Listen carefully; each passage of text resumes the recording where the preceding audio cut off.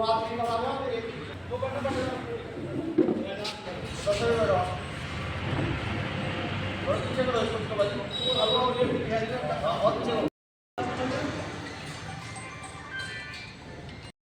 में एक पूर्व सैनिक रैली जब की जा रही थी तो हमारे कोटद्वार की ईसीएचएस के कमांडर सुरेंद्र सिंह साहब का जब सेंट्रल कमांडेंट के द्वारा उनकी विषय में बताया गया तो हमको बड़े गर्व से हम लोगों का सीना फूल गया कि ऐसे कमांडर कोटद्वार को मिले हैं जो कि हमारे सेवा में लगातार सतत प्रयास कर रहे हैं। तो यहाँ पर पूर्व सैनिक संघर्ष समिति उनका हार्दिक अभिनंदन करते हुए अपने आप को गौरवान्वित महसूस करती है।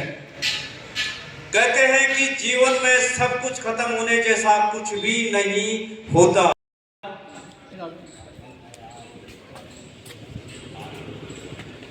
अब कार्यक्रम को आगे बढ़ाते हैं क्योंकि समय की कमी के कारण सब लोगों को अपने आप में एक अद्भुत है और बहुत गर्व महसूस होता है और मुझे आपका बहुत बहुत आभार। महोदय जी, मैं आपसे अवसर है मेरे सामने सामने कुछ कीजिए हूँ। मैं जो है भर्ती हुआ बस में भर्ती हुआ मैं, तो मेरा नंबर है 40-40-668 40-40-668।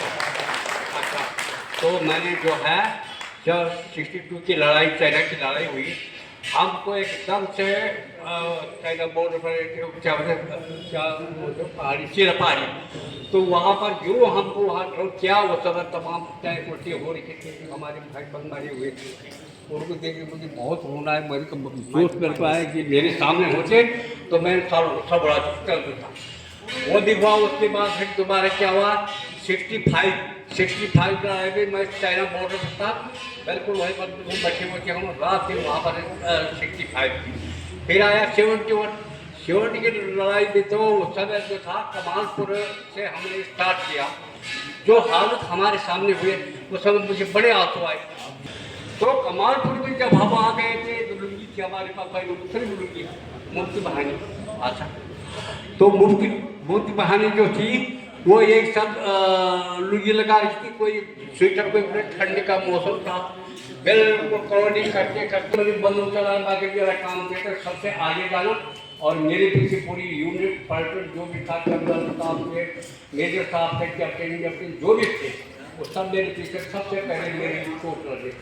तो मैं वहाँ गया जब, तो उन्होंने पैर ऐसे करके अच्छा मारे मैं करता हूँ, और सबसे जब आगे गया मैं, तो उन्होंने क्या काम किया कि जब फैल गया जब मालूम बिल्कुल बारिश झाड़ू पर मैं आ नहीं गया और मेरे को बोले बचाओ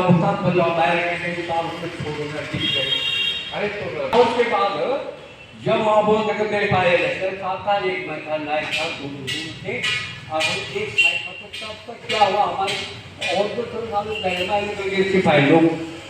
अब जब वहाँ पर हम गए तो कम से कम 7 से वो कम नहीं थे, 4-5 से वो। अब चारों तरफ ये बोला उसको हमारे गाली के गंदी बातें कोई जो गोली चलाई है। अच्छा मैं कहा ठीक, बोला साला मेरे को शोर का बच्चा ये जो कुछ बोला सब बोल रहे थे, है जब बोला साला को उड़ा दिया। आपने 1965 और 1971 में देश का मान और सम्मान बढ़ाया और लगातार आप जो है कि रिटायर। इतना अच्छा लग रहा है कि एक चमक, जब सिकंदर झेलम के तट पे आया था अपनी अक्षुणी सेना लेके, तो उसने गुरु को कहा था कि आपकी छोटी सी सेना है, आप मुझे अंदर जाने दीजिए। तो गुरु ने कहा था संख्या बल पर ध्यान न दीजिए, आप जब मेरे से युद्ध करेंगे तो आपको पता चल जाएगा कि मेरी क्या सैनिक है। तो इसी शब्दों के साथ मैं 1960 में भर्ती हुआ और 1990 में रिटायर हुआ। इस टाइम मेरे को 35 साल रिटायर का चल रहा है। मैं सबसे पहले जब सेंटर पूरी की तो मेरी posting as a nursing 3 corps दिया चुसूल में लड़ाई लग रही थी वहाँ। अब कहाँ चुसूल है तो मुझे वहाँ जाना पड़ा, तो वहाँ खूब युद्ध चल रहा था। अब मैं एज ए नर्सिंग 2003 से एज ए भजरा महोदय लीग में काम कर रहा हूँ। आप यहाँ पर तेरा मोटा ढाल का कोई है नहीं है कोई। वहाँ पर राजेंद्र सिंह जो 8 साल एक ही देश में था, 8 साल नौकरी करके घर आ गया था, 12 साल तक उनको पेंशन नहीं मिली। एक दिन मैं अपने ऑफिस में बैठा था देखने, तो वो अपनी माँ औरत और खुद आ गया तो भेजा था गुरेज सेक्टर में अपने प्राणों की आहुति देकर देश को हम आमंत्रित करते हैं और बड़े गर्व के साथ उनको एक सम्मान स्वरूप हम देखो ऐसे शहीदों को हम दे भी क्या सकते हैं जिन्होंने कि देश के लिए सब कुछ अपना न्यौछावर किया। आज वो मां धन्य है जिन्होंने कि अपने ऐसे वीर पुत्र को देश के लिए समर्पित किया, उत्तराखंड के लिए समर्पित किया। ऐसे मात्र शक्ति को हम सत्संग नमन करते हैं। जोरदार तालियां तो आप बजा सकते हैं। धन्यवाद ज्ञापित करना चाहिए ऐसे माता जी का जिन्होंने कि अपने खुद लगातार प्रयास करते हुए अपने अंगों को आप देख रहे होंगे कैसे कैसी स्थिति में रहे, आपको गौरवान्वित महसूस करती है। अभी दूसरे हमारे सम्मानित जिनको हम माल्यार्पण से स्वागत अभियान का जो बलिदान किया है, कहीं न कहीं वो हमारे गढ़वाल रेजिमेंट के लिए गर्व की बात है। आपने सुना होगा ये गीत आजकल बड़े चर्चा में है। आओ सैनिक संघर्ष समिति में आकर हमारा मान और सम्मान बढ़ाया है। सम्माननीय अध्यक्ष और महासचिव और भिन्न भिन्न पदों पर सम्मानित पूर्व सैनिक संघर्ष समिति कोटद्वार के पदाधिकारी साहब जो कल भी मेरे पास आए थे और उन्होंने वो चीज़ बिल्कुल बधाई है, क्योंकि सच्चाई हमेशा बार बार एक ही चीज़ निकलती है मुँह से। और कल भी उन्होंने जो बातें मुझे बताई तो मैं काफ़ी गौर से सुन रहा था। तो इन सब का आदर करते हुए आपने मुझे यहाँ पर बुलाया, समय दिया, मैं इसके लिए आपका बहुत बहुत धन्यवाद करता हूँ। मैं ज़्यादा कुछ नहीं कहूँगा, इससे जैसे कहानी दूसरी है, वो दूसरा प्लेटफॉर्म है। वहाँ पर जो भी हमसे बन सकता है, जो भी आपके भलाई के लिए और हमारे जो बेनिफिशरीज है उनके भलाई के लिए जो काम होगा वो तो हमें करना है, वो हमारी ड्यूटी है। और जहाँ तक ये बात है यहाँ पर पूर्व सैनिक संघर्ष समिति का, मैं आप लोगों को यही एक चीज़ कहूँगा कि देखिए एकता में ही बल है। अगर हम एक रहेंगे तो हम किसी भी समस्या का समाधान पाने के लिए कुछ ना कुछ उसका हल निकाल पाएंगे। मुझे बहुत खुशी है कि यहाँ पर आप लोग एक समिति के रूप में, एक संगठन के रूप में इकट्ठे हुए हैं। और यहाँ पर अपने जो महेंद्र पाल सिंह साहब हैं, ये हमारे अध्यक्ष साहब, मैंने इनकी एनर्जी लेवल का जो देखा है, मैं इनका मतलब इनका फैन हूँ मैं। और अगर मेरे से कुछ होगा, मैंने इनको बताया है, जो भी मेरे से होगा मैं उसमें सहयोग करने के लिए हमेशा तैयार रहता हूँ और रहूँगा भी। पर जो भी मुद्दे ये उठा रहे हैं, जो भी इन्होंने मतलब आगे उठ के लोगों की मतलब एक इनिशिएटिव लेना, आज के समय में जहाँ पर लोग इधर उधर से मतलब भटके हुए हैं, जिनको बहुत सी चीज़ों का ज्ञान नहीं है, कोई भी इनके पास आता है या आप लोगों के माध्यम से आपके पास आता है, तो ये क्या है कि हम संगठन में बैठते हैं तो विचारों का आदान प्रदान होता है, बहुत सी चीज़ें हम एक दूसरे से सीखते हैं। तो ये चीज़ें हम किसी भी अंडर प्रिविलेज जिन लोगों तक कोई सूचनाएं नहीं गई हैं, या हमारे कई लोग ऐसे हैं जिनको कई चीज़ों का पता नहीं है, जैसे एक साहब ने बताया था अभी कि उन्होंने 25 से 26 लाख रुपए तक का उनको एरियर्स दिलाया था। ऐसे समाज में हमारे पास बहुत से लोग हैं जिनकी हम अभी भी मदद कर सकते हैं, और ये तभी पॉसिबल है जब हमारा एक संगठन रहेगा।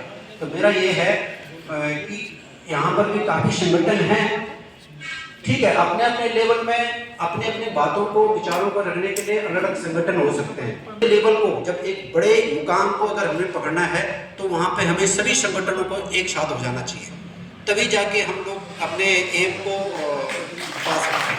तो मैं यही कहूँगा कि जो भी संगठन यहाँ पर और भी हमारे बहुत से संगठन हैं, सब मिलके जब कोई बड़ी बात करनी है, जब ये चिल्ड्रन खाल वाले मार्ग करना हो या कोई भी ऐसा राजनीतिक मुद्दा है जिसको हमें करना है, उस समय हमें एक स्वर में एक ही बात करनी चाहिए, अलग अलग बात नहीं करेंगे। अगर एक ही बात करेंगे तो हमारी आवाज़ को हर कोई सुनने के लिए बहुत धन्यवाद जो है कहना चाहूँगा। बहुत बहुत धन्यवाद। Thank you. हमारे कमांडर साहब ईसीएचएस के सैनिक संघर्ष समिति उनका सम्मान कर रही है तो बहुत गर्व की बात होती है। किसी एक साथी का सम्मान में पूरी संघर्ष समिति की ओर से मान और सम्मान बढ़ाया कमांडर साहब ने, कहीं न कहीं इसका फल हमें जरूर मिलेगा और मिलता रहेगा, ऐसे हम आशा करते हैं।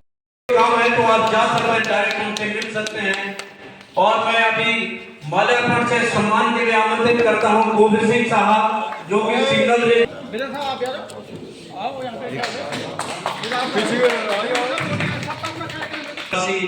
इस कार्य को गति देने के लिए दी है, तो मैं उनको पूर्व सैनिक संघर्ष समिति की ओर से हार्दिक अभिनंदन। संगठन के समस्त पदाधिकारी, सदस्य, वीर नारियां, माताएं और बहनें, मैं पहले अपना सबसे पटेल रहा हूँ कि मैं आपके संगठन में क्यों आता हूँ। मेरे पिताजी भी तीसरी गढ़वाल राइफल से रिटायर्ड थे, आज नहीं है, माता जी जीवित हैं, तो मैं उनकी तरफ से संगठन में प्रतिनिधित्व करता हूँ। मैं इसका सदस्य हूँ, नियमित रूप से फीस जमा करता हूँ। और मैं खुद एक रिटायर्ड प्रिंसिपल हूँ। रिटायरमेंट के बाद मैंने अपना एक एजुकेशनल ट्रस्ट बनाया। इस ट्रस्ट में मैं बच्चों के लिए काम करता हूँ शहरी क्षेत्र में। तो इससे पहले मैं आज इस अवसर पर सबसे पहले उन 1971 के जो जवान हमारे शहीद हुए उनको नमन करता हूँ, श्रद्धांजलि अर्पित करता हूँ। जैसे कि आप सभी लोग जानते हैं कि गढ़वाल और कुमाऊं से अत्यधिक पलायन होने के कारण गढ़वाली और कुमाऊनी दोनों ही विलुप्त होने के कगार पर हैं। ऐसे ही 20-25 साल तक बाद जब पलायन चलता रहेगा तो हमारी गढ़वाली और कुमाऊनी समाप्त हो जाएगी। आज भी हम गढ़वाली और कुमाऊनी नहीं बोल रहे घर में, हमारे बच्चे भी नहीं बोल रहे। तो पलायन के कारण हमारा जो अपनी सभ्यता, संस्कृति, जंगल, जल, जमीन थे वो सब नाश हो गए, नष्ट हो गए। कभी हम गढ़वाल कुमाऊं के राजा हुआ करते थे। गढ़वाल कुमाऊं का हर परिवार राजा की तरह रहता था। अपनी संस्कृति थी, सभ्यता थी, जल था, जंगल था, जमीन थी, और उसको सब छोड़ के हम यहाँ 5 विश्व के मालिक बन बैठे और उसमें अपना जीवन व्यतीत कर रहे हैं। तो मैं ये आपसे ये संदेश देना चाह रहा हूँ अपने ट्रस्ट की ओर से कि आजकल SIR चुनाव आयोग का एक कार्यक्रम चल रहा है और उसमें वोटर लिस्ट में संशोधन हो रहा है, सुधार हो रहा है। तो इस समय बहुत अच्छा मौका है कि हम अपने परिवार की 1-2 वोट अपने मूल गांव स्थानांतरित कर दें, ट्रांसफ़र कर दें, जिससे कि हमारी संस्कृति, सभ्यता, बोली बची रहेगी। गढ़वाल से लगातार पलायन के होने के कारण वहाँ के विधायकों की संख्या भी लगातार कम हो रही है। जैसे जब हमारा उत्तराखंड राज्य बना था तो हमारे 8 सीटें थी, आज 5 पे आने वाली हैं। और इसी तरह से कुछ समय बाद सारी सत्ता प्लेस की तरफ चली जाएगी, तब हमारे मुख्यमंत्री भी गढ़वाल का नहीं बन सकता। तो इसलिए मैं आपसे निवेदन करना चाह रहा हूँ कि इस समय बहुत अच्छा मौका है कि गढ़वाल को भी ध्यान में रखकर अपने संगठन को धीरे धीरे उधर भी गति दे, लोगों को जागरूक करे। मेरा ट्रस्ट निरंतर एक जागरूकता अभियान चलाता रहता है। अभी 2-4 दिन पहले मैंने राजकीय इंटर कॉलेज सिंधी थाने में इस तरह का एक प्रोग्राम दिया था। मेरे ट्रस्ट का मुख्य उद्देश्य गढ़वाल और कुमाऊं से पलायन रोकना ही है। पलायन का जो मुख्य कारण था, लोग ये कहते थे अक्सर गढ़वाल में अच्छी स्वास्थ्य सुविधाएं नहीं हैं, इसलिए हम पलायन कर रहे हैं। तो इसको ध्यान में रखकर हमने एक ट्रस्ट बनाया। ट्रस्ट में हमारे जो सदस्य थे एक सोच पर विचार करके बनाया कि क्या करें, स्वास्थ्य की दिशा में किस तरह से सुधार करें। तो ट्रस्ट ने एक विचार बनाया कि हम गढ़वाल के उन बच्चों को MBBS कराएंगे, गढ़वाल के बच्चों को MBBS कराएंगे जिसकी पूरी शिक्षा primary, junior, high school, inter गांव के स्कूलों में हुई हो। क्योंकि अगर हम प्लेन्स के बच्चों को कराते हैं, माने वो हमारे बच्चे प्लेन्स में भी हैं, लेकिन वो क्वालिफाई कर देते हैं और फिर MBBS करके फिर प्लान कर देते हैं। तो जो बच्चा गढ़वाल में ही है, अगर उसको हम MBBS कराते हैं तो उसका गढ़वाल से लगाव भी है, उसका पूरा जीवन गढ़वाल में ही रहा है, तो उसको हम ऐसे बच्चों को MBBS कराएंगे। मेरा ट्रस्ट केवल पहाड़ों पे ही काम करता है। उत्तराखंड में हज़ारों ट्रस्ट हैं, लेकिन गढ़वाल में या कुमाऊँ के पहाड़ी क्षेत्रों में उतरने के लिए कोई तैयार नहीं है। इसलिए मैंने इसमें तो वही बच्चे MBBS हमारे ट्रस्ट के माध्यम से कर पाएंगे जो नीट की परीक्षा क्वालिफाई करेंगे, उत्तराखंड राज्य के सरकारी मेडिकल कॉलेजों से MBBS करना चाहेंगे। उनकी पूरी फीस, रहने की सुविधा सारा मेरा ट्रस्ट वहन करेगा। आपको इस विचार को अपने जो लोग परिवार गांव में रह रहे हैं उन तक पहुंचाएं और इस ट्रस्ट का लाभ लें। मैंने कल अध्यक्ष जी से भी कहा था, एक वीडियो मैंने सैनिक संगठन ग्रुप में भी भिजवाया था, शायद ही लोगों ने देखा होगा, मुझे उम्मीद नहीं है। तो मैं अपने विचार रखने के लिए यहाँ पर आया था। थैंक यू, आपने प्यार से सुना।